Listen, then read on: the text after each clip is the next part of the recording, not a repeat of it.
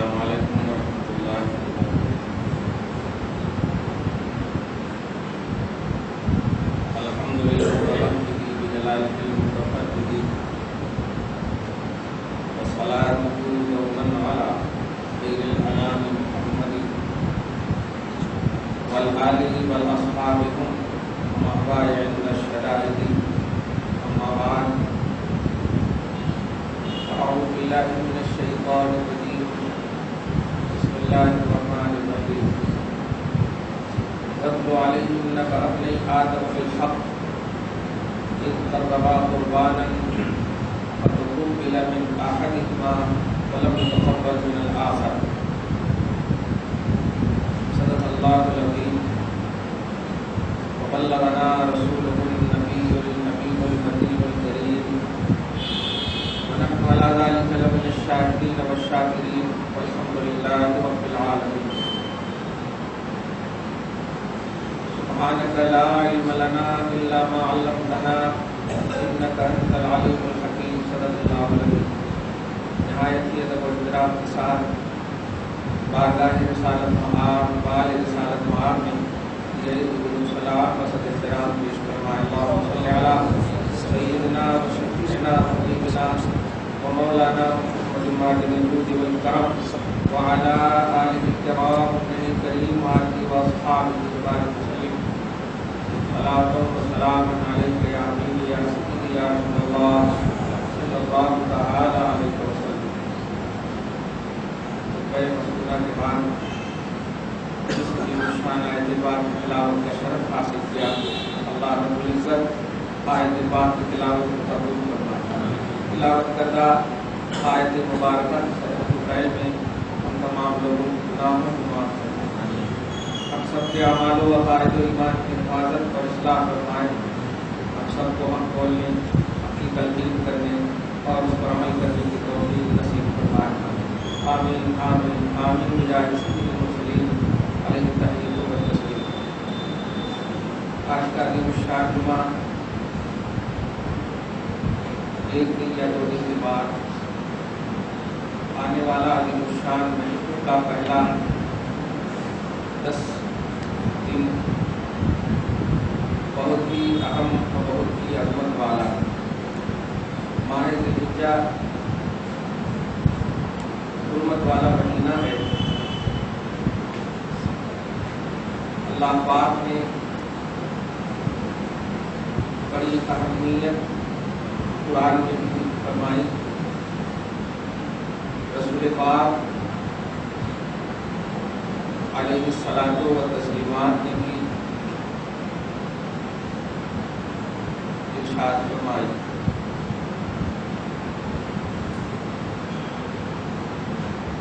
اسلامی کیلنڈر کے حساب سے ذی الحجہ کے آخری مہینہ ہے۔ محرم الحرام اسلام کا پہلا مہینہ ہے۔ آج کی گفتگو میں دو بات قابل توجہ ہے۔ پہلی بات قربانی سے متعلق، دوسری بات حضرت ابراہیم علی نبینا وعلیہ الصلاۃ والسلام کے والد معظم مکرم محترم محتشم کے حوالے سے ہے۔ دوسری بات، کئی موقعوں سے آپ نے درس قرآن، مختلف محفلیں، بلکہ یوٹیوب پر بھی یہ بات مکمل طور پر بتا دی گئی ہے، لیکن ابھی چلتے چلتے میں نے منصف کو دیکھا، کوئی ندوی نام کا شخص ہے، اس نے حضرت آدم حضرت ابراہیم علیہ السلام کے والد گرامی کی طرف بت پرستی اور مشرک کی نسبت، حضرت ابراہیم کے والد بت پرست تھے، اس طرح کا جملہ استعمال کیا۔ ظاہر ہے امت نہ یہ دن منتشر ہو، محبت کے حوالے سے جیتی ہے، اور شہر حیدرآباد کو واقعی محبت کا شہر ہے۔ اللہ پاک اس محبت میں نبی اور صحابہ اور بزرگوں کی محبت کو استحکام عطا فرمائے۔ یہ دوسری بات بھی انشاءاللہ، پہلی بات قربانی کے حوالے سے جو میں نے اچھا اس سے پہلے ایک آیت سن لیں آپ. ماہ ذی الحجہ جو آنے والا ہے ہوتا کیا ہے کبھی کبھی بے توجہی کی وجہ سے دن گزر جاتے ہیں اور عظمت بعد میں معلوم ہوتی. لمحے گزر جاتے ہیں شرافت بعد میں معلوم ہوتی. اور 7 وقت تک ویٹ کرتے ہیں پھر ویسے ہو جاتا. ذی الحجہ کا عظیم الشان مہینہ ہم پر صاحب قدر ہے. آخری مہینہ اسلامی کیلنڈر کے حساب سے ہے. آج 19 تاریخ ہے، ہو سکتا ہے آج بھی 4 ہو جائے، میں تو کل تو ہوتا ہے، پرسوں سے 1 تاریخ ہے. ماہ ذی الحجہ آپ سورہ پارہ نمبر 30 میں سورہ فجر ہے. سورہ فجر آپ دیکھیں گے پارہ نمبر آدھا کا فرسٹ سورہ ہے شاید. سورہ فجر میں والفجر ولیال عشر والشفع والوتر واللیل اذا یسر.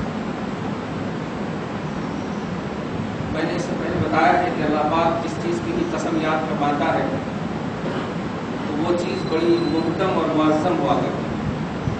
جیسے شہر نبی کی قسم یاد فرمایا، شہر مکہ کی قسم یاد فرمایا، جبکہ مکہ اور عرب بہت پہلے سے بھی آباد تھا لیکن وہ عظمت نہیں ملی.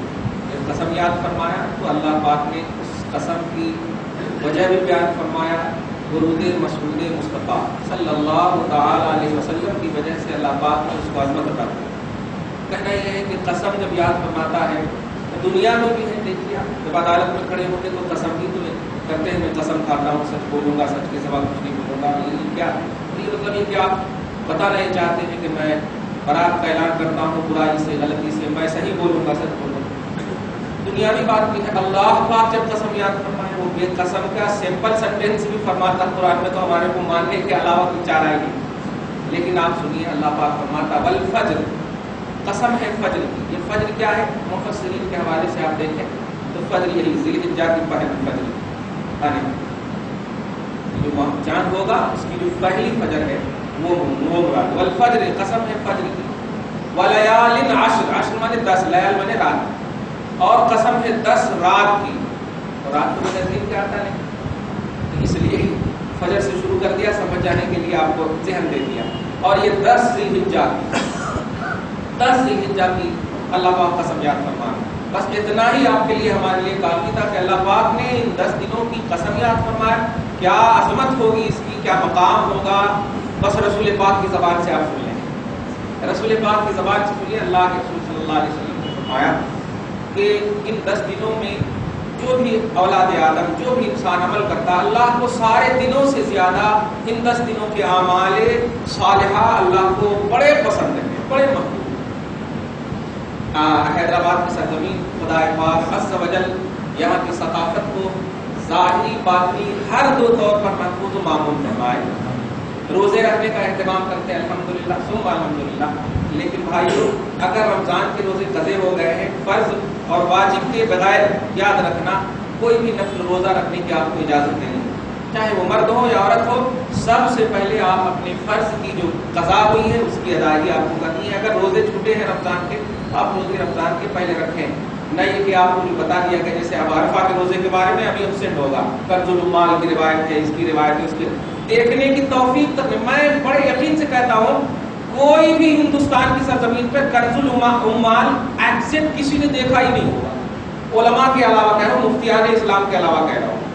کنز العمال اتنی موٹی کتاب ہے، اتنی جلدیں ہیں، اور اس کو کنز العمال سینڈ کر دیے. اب کوئی پوچھتے ہیں یہ صحیح ہے، کہتے کیا حضرت؟ ارے ایسا نہیں کرنا ہے یار. قرآن حدیث پاک کی کتابوں کا مذاق ہوتا ہے. آپ جب تک کسی چیز کا مشاہدہ نہ کر لو اور یا صحیح عالم سے اس کی تصحیح نہ کرا لو آپ اس کو سینڈ نہیں کرنا، ورنہ پھنس جاؤ گے اگر کوئی گمراہ ہو گیا آپ کے میسج پر. اس کو دھیان رکھنا ہمیشہ.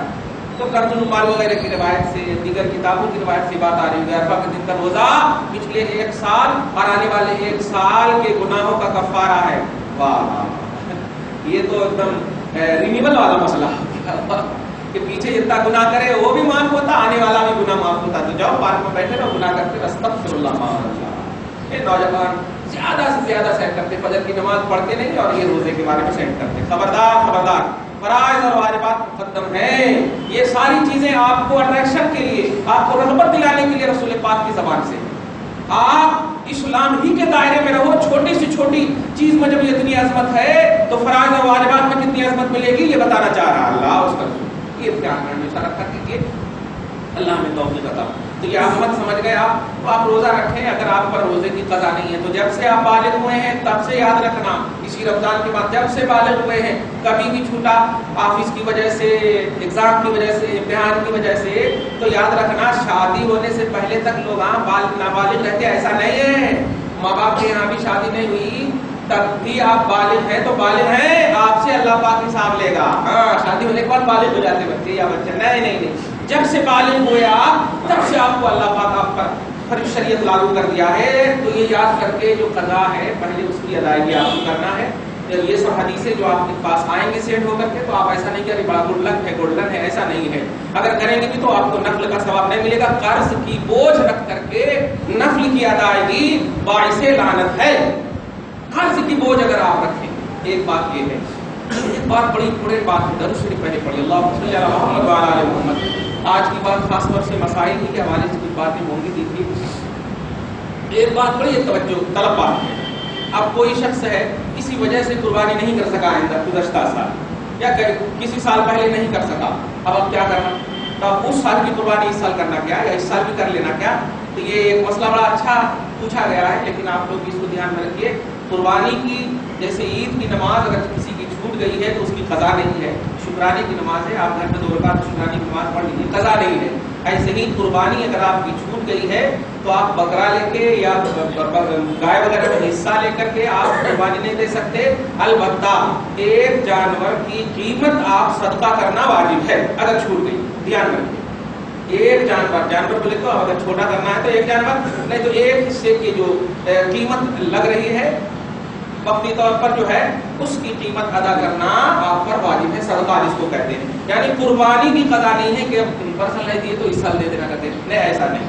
ایک بات, اور اسی طرح جلدی آپ کو بتا دو, اللہ کے آئندہ جمعہ میں بھی میں بتاؤں گا, مگر آئندہ جمعہ میں خاص طور سے وہ مسئلے بتاؤں گا جو ایک دم قریب سے. یہ بات دھیان میں رکھیے گا آپ لوگ, ایک دم جو چھوٹ گئی ہے اس کی قضا نہیں ہے بلکہ اس کا صدقہ ہے. ذیلحجہ کے بارے میں بتا دیا میں نے. یہ روزہ آپ رکھیں, الحمدللہ رکھیے. جب آپ پورے طور پر فرائض اور واجبات سے سبکدوش ہو گئے ہیں تو رکھیے.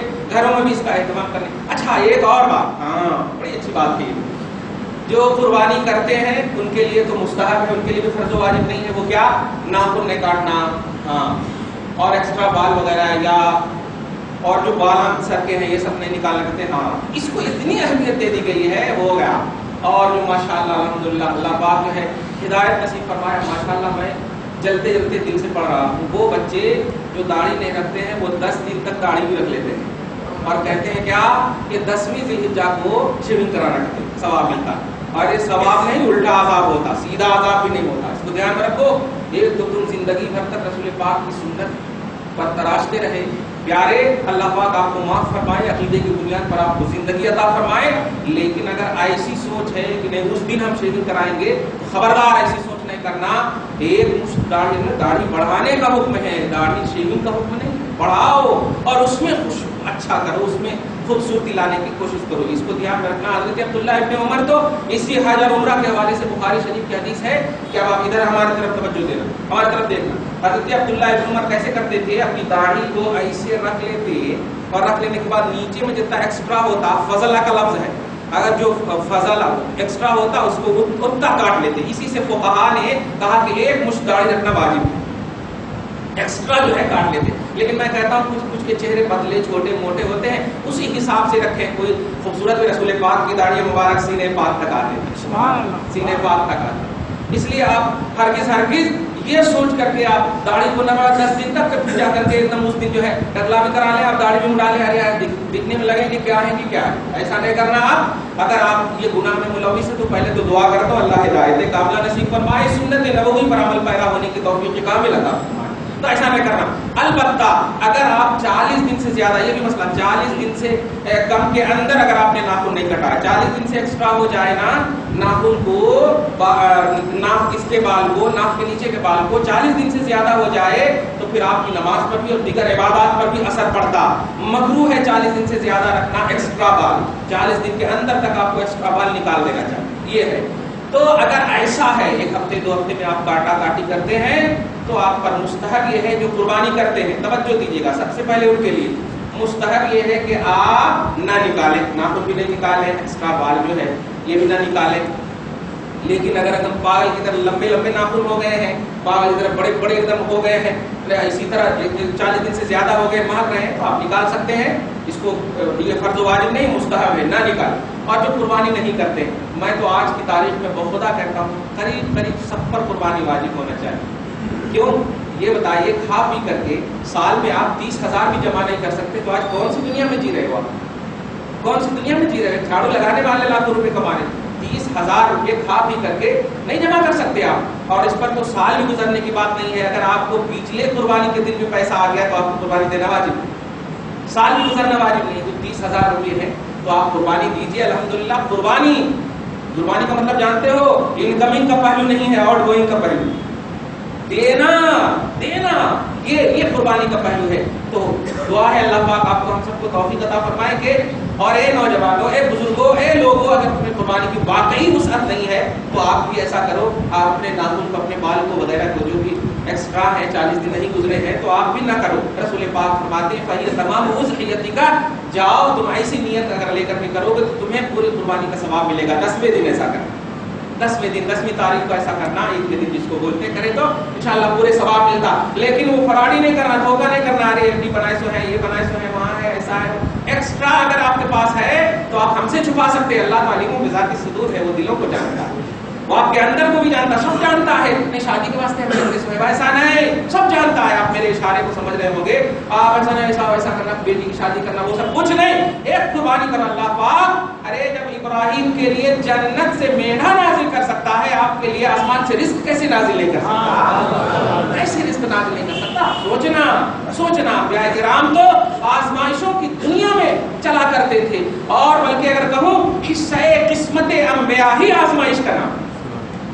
اور کیوں؟ اس لیے کہ وہ امت کے لیے بیس اور آئیڈیل ہوا کرتے ہیں. درود شریف پڑھیے، اللہم صلی علی محمد وعلی آل محمد وبارک وسلم. ایک بار اتنی بات کو بتا دیا میں نے، اور جو آپ سوال کریں.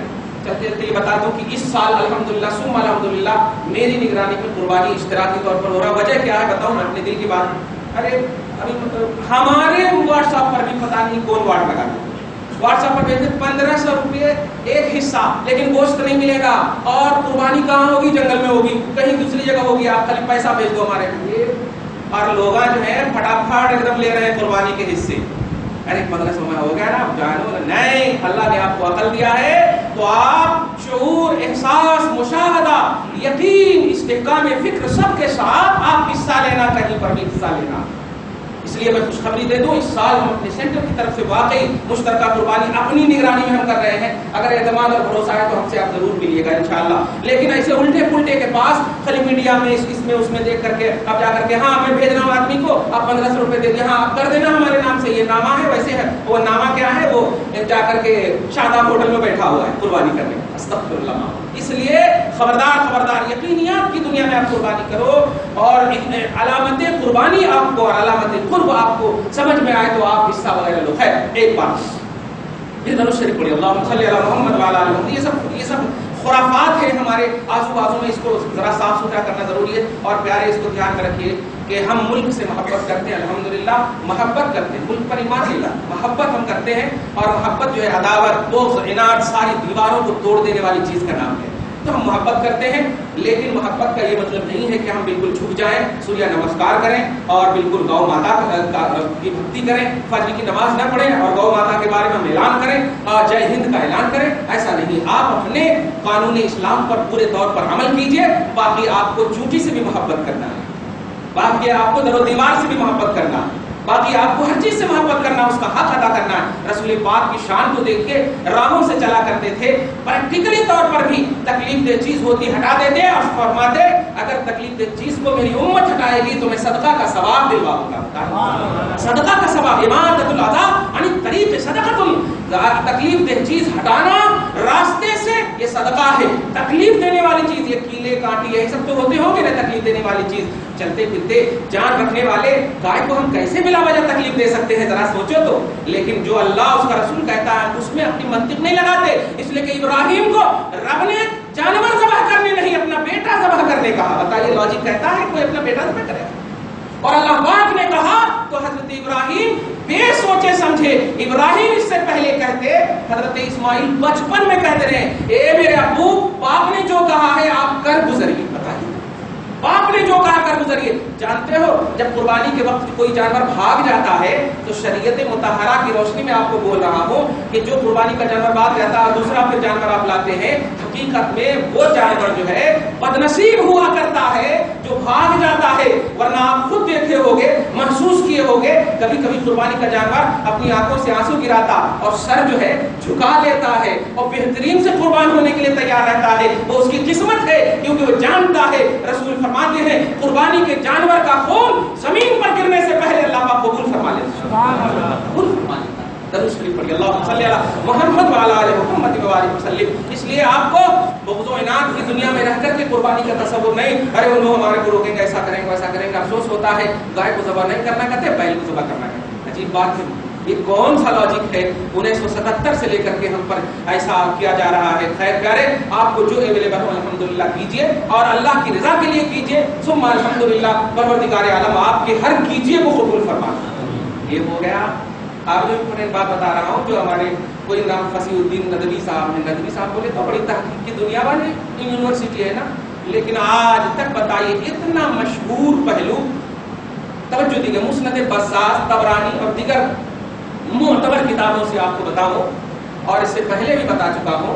حضرت ابراہیم علی نبینا علیہ الصلوۃ والسلام، یہ جملہ کیوں پڑھا میں نے؟ دیکھیں جملے پہ بہت علی نبینا وعلیہ الصلوۃ والسلام، خالی لفظ پڑھ لینا. اس کا مطلب یہ ہے کہ حضرت ابراہیم پر بھی درود و سلام ہو اور حضور علیہ الصلوۃ والسلام پر بھی. دیکھ رہے ہیں آپ کیا پڑھتے ہیں؟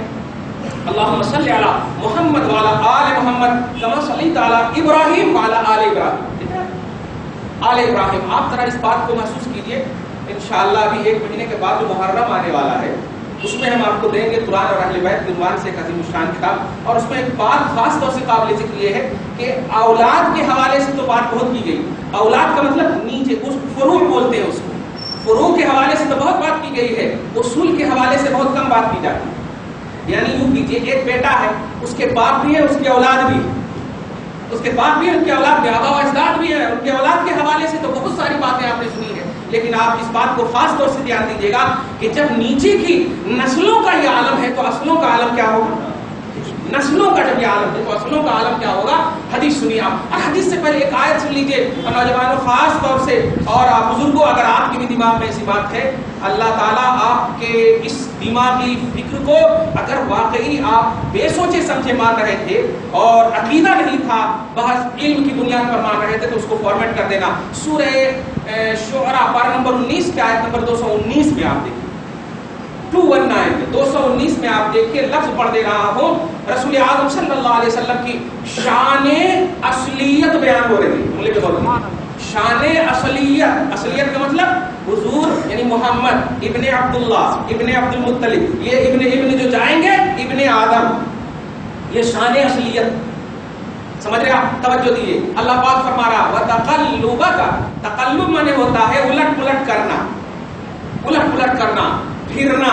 تقلب اسی لیے قلب کو قلب اس لیے بولتے ہیں کہ وہ ایک راہ پر نہیں رہتا، پھرتا رہتا. اب آپ انگلش میں عربی میں یہ بھی انقلاب، تو انقلاب وہی قلب سے ہے. الٹ پلٹ کو انقلاب زمانہ، زمانے کا انقلاب، منقلب ہونا، بدل جانا. تو تقلب اسی سے ہے. عربی میں آپ دیکھیے تقلبک کا مانے حضور، کا مانے کیا کہنا؟ سبحان اللہ. تقلبک آپ کا الٹ پلٹ کرنا، آپ کا الٹ پلٹ کرنا. فی الساجدین سجدہ کرنے والوں میں اللہ دیکھ رہا. لفظی ترجمہ یہ ہوا، سجدہ کرنے والوں میں دیکھ رہا ہے. مع ساجدین نہیں، سجدہ کرنے والوں کے ساتھ دیکھ رہا ہے نہیں ہے. توجہ دی، سجدہ کرنے والوں میں دیکھ رہا ہے.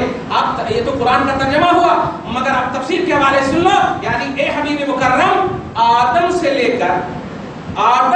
کر جو عبداللہ تک، آپ باپ کی پشت سے لے کر ماں کے پیٹ میں جو منتقل ہو رہے ہیں، اس منتقل ہونے کو ہر ایک فرد میں آدم بھی سجدہ کرنے والے، آدم کے بعد جو پیٹ میں منتقل ہوا جن کے حوا بھی سجدہ کرنے والی، ان کے بعد جتنے بھی نسلیں جتنے بھی منتقل ہو رہے ہیں، اور آپ کا نطفہ مبارکہ نوری نطفہ جو منتقل ہو رہا ہے، اس مکمل نوری نطفہ کو اللہ پاک سجدہ کرنے والوں میں دیکھ رہا ہے، مشرکین میں نہیں دیکھ رہا ہے، بت پرستوں میں نہیں دیکھ رہا ہے۔ تو آدم سے لے کر کے آپ تھوڑی دیر تک حضرت ابراہیم تک آئیے، میں پوچھنا چاہتا ہوں پیارے رب کا ارادہ آدم سے لے کر عبداللہ تک، آدم حوا سے لے کر آمنہ تک، یہ سب میں پشت اور پیٹ جس میں بھی آپ گئے یہ سب سجدہ کرنے والے ہیں، اور رب العالمین سجدہ کرنے والے کبھی بت پرستوں کو نہیں کہتا ہے، مشرکین کو نہیں کہتا ہے۔ اب تو لاجک دوڑاؤ،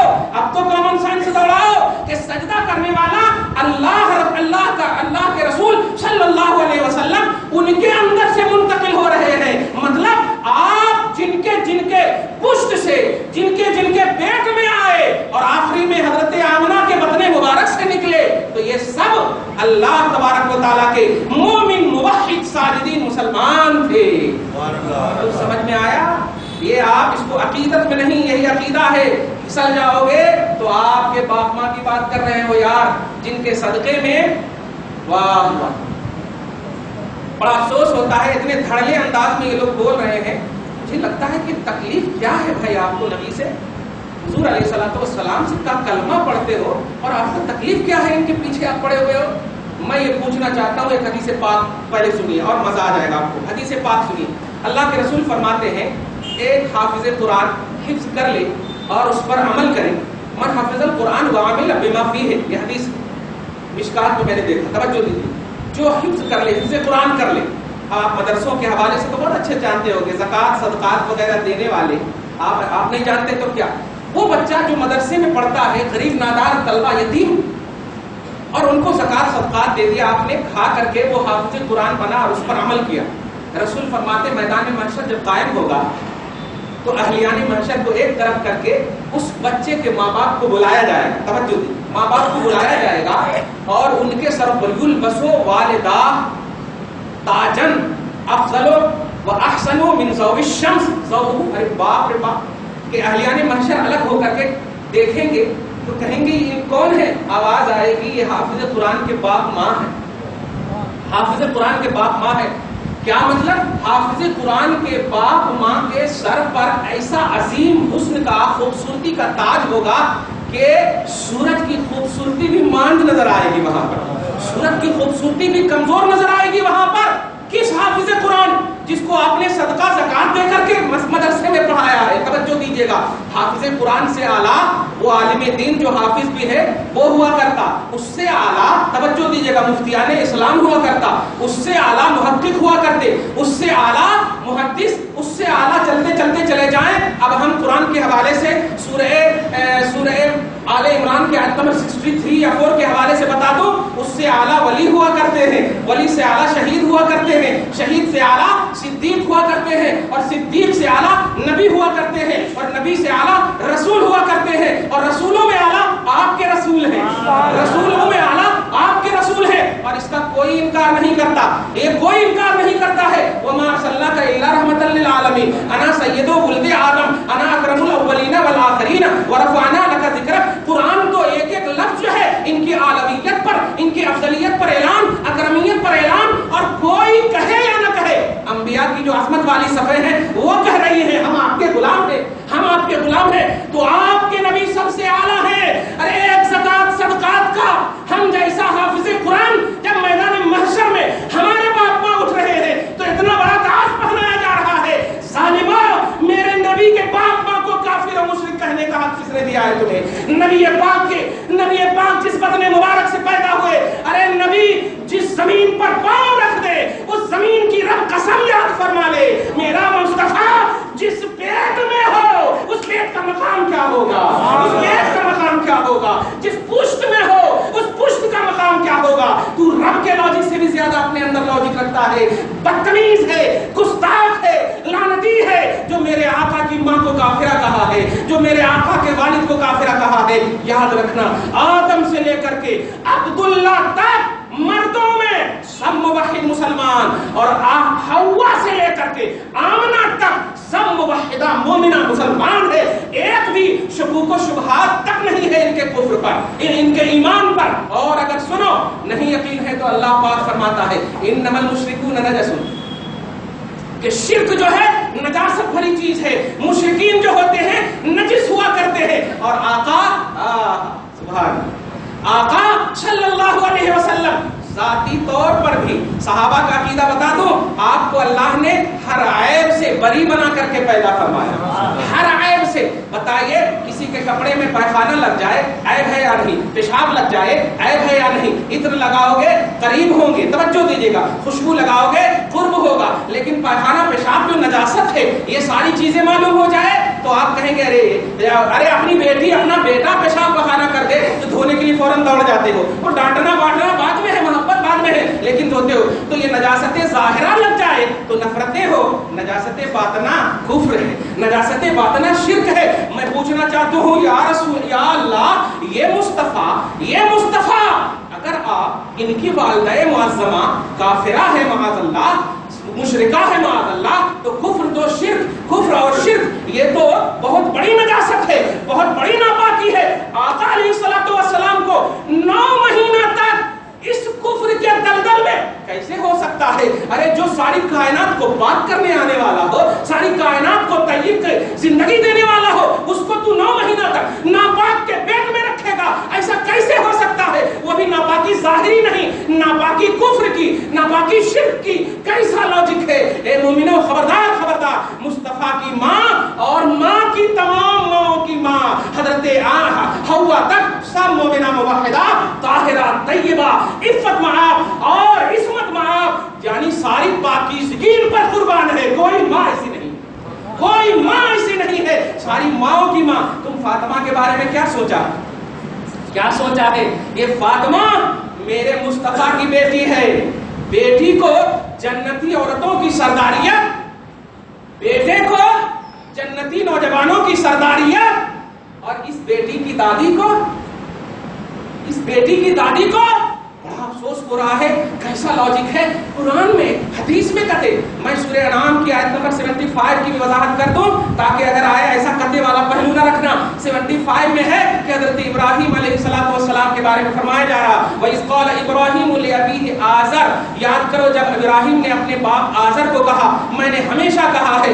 یاد رکھیے جب کوئی بات قرآن کی آیتوں مفہوم تفسیر حدیث میں ٹکراؤ ہو تو ٹکراؤ میں فیصلہ نہیں کیا جاتا ہے. ٹکراؤ میں یہ دیکھا جاتا ہے کہ کوئی آیت بھی نہ چھوٹے, کوئی حدیث بھی نہ چھوٹے. تطبیق اس کو بولتے ہیں, خیر کی تطبیق دی جاتی ہے. اور وہ بھی رسول پاک کی جب بات آ جائے تو ساری کتابوں کو ایک طرف رکھ کر خیر ہی خیر تلاشا کرو, شان ہی شان تلاشا کرو. میں پوچھنا چاہتا ہوں اگر آپ نے نبی پاک کی ماں کو یا بشمول حضرت ابراہیم کے والد مکرم معظم کو اگر آپ نے قرآن کی بنیاد پر کافر کہا تو میں پوچھتا ہوں ابراہیم کے بیٹے اسماعیل ہیں اور اسماعیل کی نسلوں میں سے عبداللہ ہے اور عبداللہ کے بیٹے محمد ہیں. تو اب چلیے قرآن تو کہہ رہا ہے کہ ہم سجدہ کرنے والے مومنوں میں آپ کا منتقل ہونا دیکھ رہے ہیں, اور آپ کہہ رہے ہیں کہ حضرت ابراہیم کے والد بت پرست تھے. تو بتاؤ حضرت ابراہیم کے والد دو تھے کیا کہ ایک مومن تھے اور ایک بت پرست تھے؟ نہیں,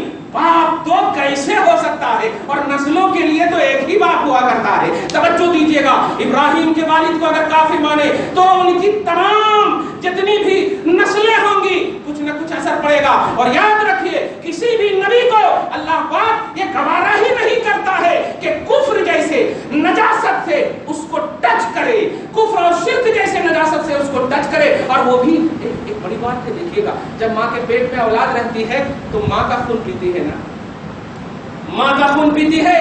میں پوچھنا چاہتا ہوں لوگوں مجھے سینے پر ہاتھ کر کے بتاؤ, میرے آقا علیہ الصلوۃ والسلام بطن آمنہ میں رہے, آمنہ کے بطن میں رہے تو خون تو پیا ہوگا نا. تو اگر حضور کی ماں کو آپ مشرکہ کافرہ کہہ رہے ہو معاذ اللہ, تو اللہ پاک نے کافر اور مشرک کے بطن کے خون کو پلایا مصطفیٰ کو. استغفر اللہ.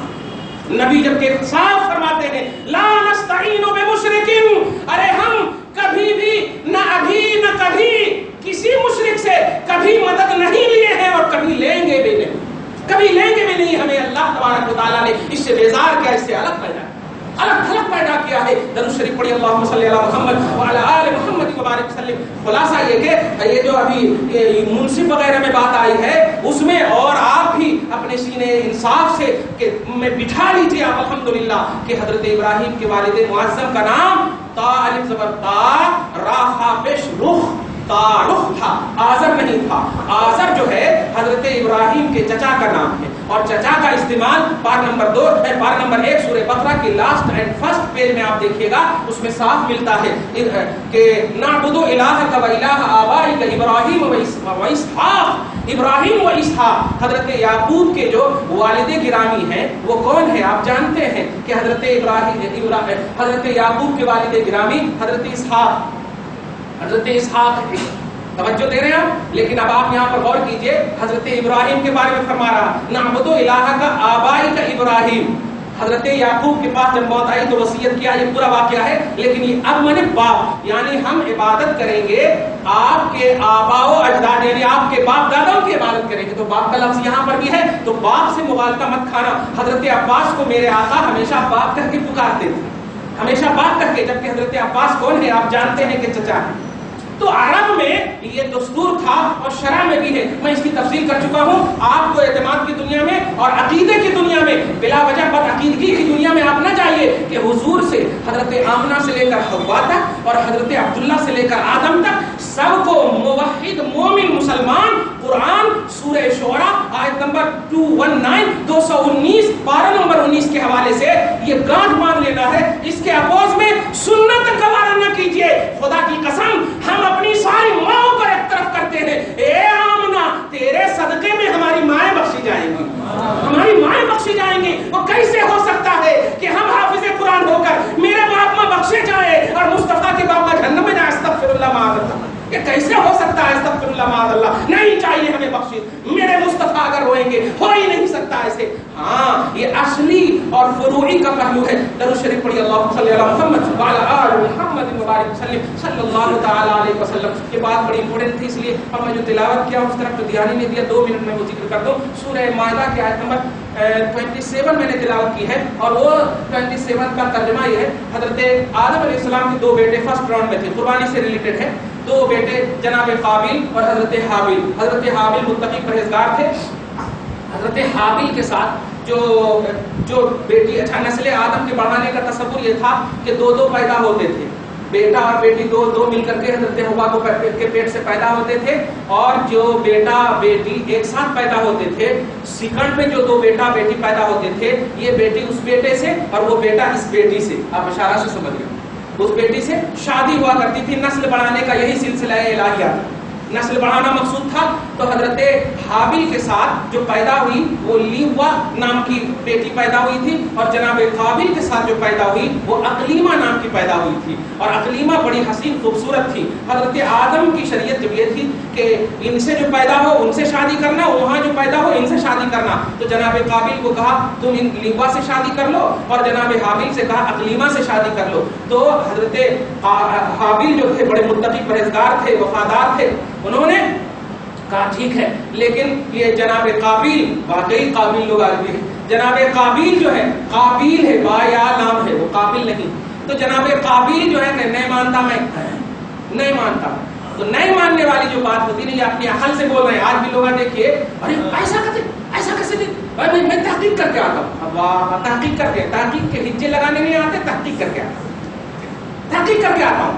बाबा, तहकीक किए सो वो मान लेना, यही में आफियत है। कम से कम ये सोचकर कि भाई ये अगर गलत पर भी होंगे तो ये हम अल्लाह को कह देंगे कि हमने इनको माना है, जिनको सब मानते थे। अफसोस की बात कह रहा हूँ कि हजरत आदम अला नबी अलैहिस्सलाम जब कहा कि नहीं शरीयत यही कह रही, तो हजरत हाबिल तो मान लिया, काबिल ने कहा नहीं मानता, मैं उसी से शादी करूंगा जो मेरे साथ पैदा हुई है, मैं इसी से शादी करूंगा, खूबसूरत है, ऐसा वैसा। तो हजरत आदम चले गए, कहाँ चले गए? हज करने के लिए। वो उनकी शरीयत के हिसाब से हज करने के लिए चले गए। ये जो है प्लान बनाने लगे। अब देखिए, साजिशें करने लगे कि क्या करना, कैसे करना। तो हजरत आदम ने एक लॉजिक बताया था, उनमें तवज्जो दीजिएगा, जो मैं लफ्ज़ कुर्बानी पर आपको एक ज़हन देना चाहता हूँ। कुरान कहता है, अब वत्लु अलैहिम नबअ बनी आदम बिल हक़, हजरत आदम के 2 बेटे की खबर ए हबीब आप पढ़कर सुनाइए। सुभान अल्लाह। इसको आप किस्सा कहानी के एतबार से नहीं सुनिएगा, ये ज़बाने मुस्तफ़ा का ऐलान है। सुभान अल्लाह, आपके नबी का ऐलान है, आप पढ़कर सुनाइए। इज़ क़र्रबा, हजरत حضرت آدم نے کہا کہ تم نہیں مانتے ہو، ہم غلط کہہ رہے ہیں، ہم غلط کہہ رہے ہیں. آج بھی ہم لوگ مجبور ہو جاتے ہیں، دیکھو بھائی اگر ہم غلط کہہ رہے ہیں تو آپ جن کو مانتے ہو چلے تو ماننے کے لیے، ہم بھی لوگ مجبور ہو کر بول دیتے ہیں. حضرت آدم نے کہا ہم غلط کر رہے ہیں تو ایسا ہے قربانی کرو، تم قربانی کرو. اور قربانی کیا ہے؟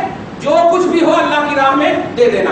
تو جناب قابیل جو ہے ایک گیہوں کا ایک پورا انبار اس کو بولا ہے، پورا ایک گٹھرا لا کر کے رکھا، اور حضرت قابیل حضرت حابیل یہ ایک بکری لایا، سبحان ایک بکری لایا، اور اس وقت جو ہے کہا اللہ کی راہ میں قربان کرو. اور قبولیت کی جو علامت تھی وہ یہ علامت تھی کہ آسمان سے ایک آگ کی چنگاری آتی تھی، جو چیز اللہ کو قبول ہو جاتی تھی اس چیز کو وہ آگ جلا ڈالتی تھی. یہ علامت تھی قربانی، یہ علامت تھی. توجہ دیجیے گا. چنانچہ جب ان دونوں نے قربانی کیا تو حضرت حابیل کی قربانی یعنی بکری کو اللہ پاک نے جلا ڈالا، یعنی اٹھا قبول کر لیا. قرآن کہتا ہے فَتَقُبِّلَ مِنْ أَحَدِهِمَا وَلَمْ يُتَقَبَّلْ مِنَ الْآخَرِ، ایک سے قبول یعنی حابیل کی قربانی قبول ہو گئی، وَلَمْ يُتَقَبَّلْ مِنَ الْآخَرِ، اور دوسرے جناب قابیل کی قربانی قبول نہیں ہوئی. قال اس نے اب کہا کہ میری قربانی قبول نہیں ہے، بچ لے گئے، بتاتا ہوں لَأَقْتُلَنَّكَ، میں تجھے قتل کر دوں گا، میں تجھے قتل کر دوں گا. حسد میں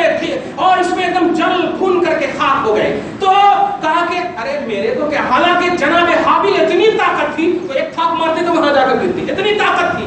لیکن نہیں، تقویٰ پرہیزگاری کبھی بھی کسی پر ظلم کرنے کے لیے نہیں، احسان کرنے کے لیے ہوا کرتا. تقویٰ پرہیزگاری روحانی طاقت کے ساتھ تھا، جسمانی طاقت، یہ سب احسان کے لیے ہوا کرتی ہے. کہتے ہیں تو اگر کرنا چاہتا ہے تو ظالم ہو جائے گا، تو یہ ہو جائے گا، تو وہ ہو جائے گا. پورا ڈیٹیل ہے. میں یہ بتانا چاہ رہا ہوں کہ قربانی کا عنوان قرآن پاک نے حضرت آدم سے لے کر کے دیا ہے، اور دونوں نے قربانی کی لیکن قبولیت نہیں. حج کرنے والے بھی گئے ہیں، قبولیت بھی ہوتی نہیں بھی ہوتی. قربانی کرنے والا یاد رکھنا، علامت قربانی تلاشنا. علامت قربانی کیا ہے؟ کمانڈڈ ہو کر کے قربانی کرو. کسی بھی یاد رکھے، کسی بھی بد عقیدے کے بعد کوئی حصہ، کوئی قربانی نہ کراؤ، نہ حصہ لینا پیارے، اس لیے کہ گستاخ کبھی بھی قربانی کی اہلیت نہیں رکھتا ہے، کوئی بھی نیک عمل کی اہلیت نہیں رکھتا ہے. ایک غریب صحیح العقیدہ کے پاس اپنا حصہ لو اور اپنی قربانی کرو. اگر نہ بھی ملے تو ایسا نہ سوچو اللہ پاک کا قبول کرنے والا ہے نا بھائی. اگر نہیں ملے تو آپ جا کر کے کیوں کسی اور سے، تو قربانی آپ کمانڈڈ انداز میں کرنا، قربانی قبولیت کے اعتبار سے کرنا، قربانی استحکام عقیدہ کے ساتھ کرنا، حسن نیت کیسے کرنا اور حسن ظن کے ساتھ کرنا. یہی پیغام ہے آدم علیہ السلام سے لے کر کے حضرت ابراہیم علیہ السلام تک، اور ابراہیم سے لے کر کے شریعت محمدی بھی یہی کہتی ہے. تو قربانی کا پیغام بھی یہی ہے، کمانڈڈ انداز میں آپ قربانی کرنا، حصے بھی لینا. یہ جو بے تکے انداز میں وہاں اتنا پیسہ ہے، وہاں اتنا کٹے، وہاں اتنا کٹے، ارے 100 کم ہے، وہاں 200 کم ہے، وہاں کا گوشت صحیح نہیں، یہاں کم دیتے، وہاں ٹائمنگ نہیں دیتے، یہ ساری چیزیں ہرگز نہیں دیکھنا. دیکھنا کیا کہ کہاں صحیح ہے. اگر آپ کو حصہ لینا ہے تو کمانڈڈ اور یقین کے انداز میں آپ کو حصہ لینا، نہیں تو آپ بکرا کیجئے اور قربانی کیجئے، جس کو آؤٹ گوئنگ کا میں نے نام دیا ہے. یعنی دینا جذبہ اثار ہونا چاہیے، دینے والا پہلو ہونا چاہیے، لینے والا یا ذخیرہ اندوزی کا پہلو نہیں ہونا چاہیے. میں نہیں کہتا کہ فریج میں آپ قربانی کے گوشت کو نہیں رکھنا، رکھو، جب دیا ہے فریج تو رکھو، لیکن اگر کوئی غریب رو پڑیں گے تو کبھی بھی وہ فریج کا گوشت کامیابی نہیں پا سکتا ہے، وہ قربانی کا گوشت نہیں ہو سکتا. اس لیے یہ ساری چیزیں آپ رکھو. قربانی حضرت آدم علیہ السلام سے لے کر کے ابراہیم، اور ابراہیم سے لے کر شریعت محمدی. آئندہ جمعہ کو میں اس کے اور تفصیل اور ڈیٹیل بتاؤں گا. 2 بات آج کی گفتگو میں خاص، قربانی کا تصور، علامت قربانی اور تصور قربانی، تصور قرب الہی میں کرو. حضرت ابراہیم خصوصاً ان کے والد گرامی موحد مسلمان، اور ان سے لے کر آدم تک، حضور علیہ الصلوۃ والسلام کے والد گرامی عبداللہ تک موحد مسلمان، آمنہ بھی مسلمان، آمنہ سے لے کر حضرت حوا تک موحدہ مسلمان. یہ ہے قرآن کا اعلان. پروردگار عالم آپ کو، ہم سب کو اسی عقیدے پر ہم قائم رکھے، دائم رکھے. پروردگار اس کو قبول فرمائے. اور آج کی اس